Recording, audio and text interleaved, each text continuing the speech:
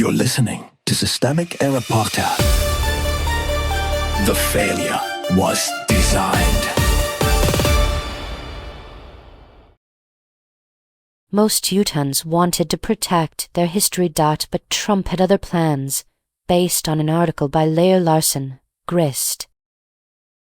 Utah's monuments weren't cut for Utahns. Public opinion was already clear. Trump's decision to sash Bears Ears and Grand Staircase-Escalante by roughly 90% each was dressed up as deference to the people of Utah. That framing collapses the moment you look at the polling. Multiple surveys showed Utahns favored keeping the monuments in place, and a large majority opposed shrinking them. The story is not that the public suddenly asked for this. The story is that elected officials kept claiming public backing they did not have. The decision belonged to power, not residents. The people who actually made this happen were Trump and Utah's Republican political leadership, standing together for the cameras. Trump signed the orders. Utah's congressional delegation and Governor Spencer Cox amplified the justification. Celeste Maloy repeated the localism script. Senator Mike Lee and Cox have spent years attacking the monuments.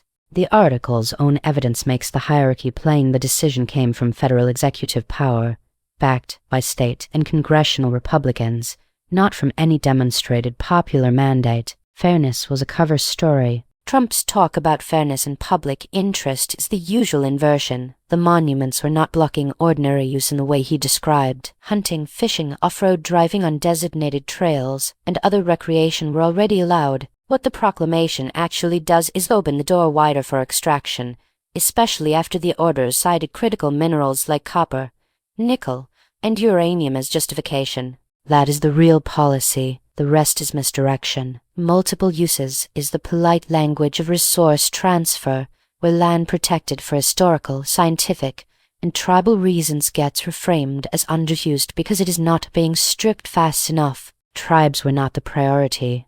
Bears Ears was not just land. It was a site with an intertribal commission that federal agencies consulted on management and protection. Trump disbanded that body. That is not neutral administration. It is the deliberate removal of native governance from land tied to ancestral claims, while politicians pretend the issue is access or fairness. The polls matter here too. Nearly 90% of Utahns supported tribes having a strong role in managing ancestral lands, and 81% said the incoming Trump administration should keep tribal agreements in place. Those facts make the political theft even clearer. The story is not that Utahns rejected tribal stewardship. It is that Republican officials overrode broad support for it. The extractive state.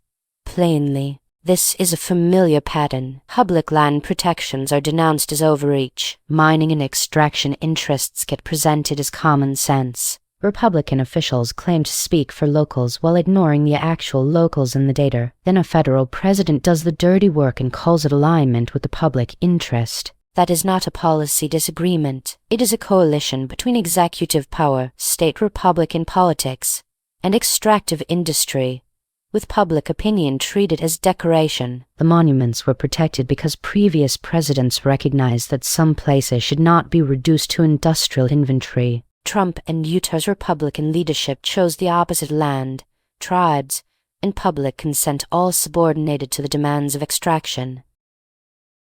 You've been listening to Systemic Era. Thanks to AlterNet for today's article, with the automated voice of Kristen. Thanks for listening.